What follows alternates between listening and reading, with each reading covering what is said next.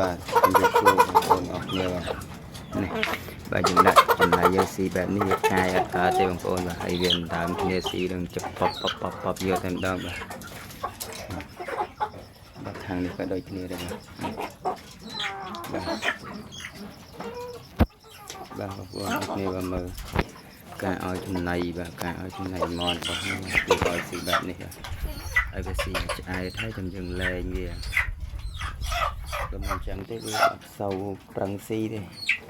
វាតែបើកចេញពីត្រង់វាដឹងថារត់តោដាក់ចំណៃឲ្យស៊ីវាស៊ីទេ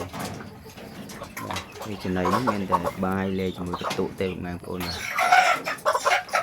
ត្រង់នេះណែនម្ដងត្រង់ណែនបាទបងប្អូនបាទអាចទស្សនាបាទអានេះចូលពីគេនេះចូលខ្លាំងពេកចូលស្លាបចេញរួច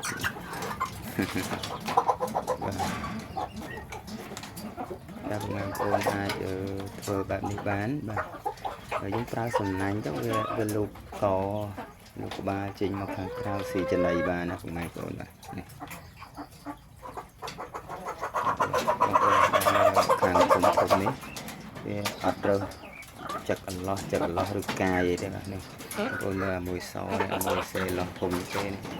បកកាយស៊ីមែនតើហើយបើនិយាយពីកាន់ទៅគ្រូនឹងមួយផ្លេញតែម្ដងមួយនឹងធ្ងន់ជាងគេបាទខាងនេះក៏ចឹងដែរបងប្អូនបាទណាបកកាយទៅប៉បអត់រើអត់កាយឯហ្នឹងគឺចាប់ទៅមួយផ្លេញតែបើណានេះចឹកអន្លោះបែបរើចំណៃនឹងចាប់ទៅទ្រូងសួយលេមកបងប្អូនបាទពេលដាក់ចំណៃទៅឃើញតែក្បាលទេបងប្អូនបាទខាងនេះក៏ដូចគ្នាដែរបាទនេះអាពីរនេះបកាសបាទលើពីរនេះបាទពីរនេះបាទបកាយស៊ីមែនតើដាក់ទៅអត់រើសទេបាទនៅខ្ជិលពីនៅខ្ជិលដេកដាក់ទៅទឹកប៉បដល់អាលាយ៉ាងសនេះបាទថតជាងគេមួយហ្នឹងបាទបងប្អូនអាចធ្វើរបៀបនេះបានធ្វើរបៀបនេះបានធ្វើសាមញ្ញបាទរបស់យើងចាស់ទេអាចំណាយនេះវិញចាស់ទុកចោលអត់លុយទេបាទ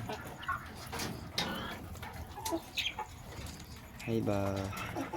នេះត្រូខាងក្រោមយើងបាច់ដាក់ញឹកពេកឈាវបានភាសាមកយើងធំដែរបាទវាអាចវាធ្លាក់ចុះក្រោម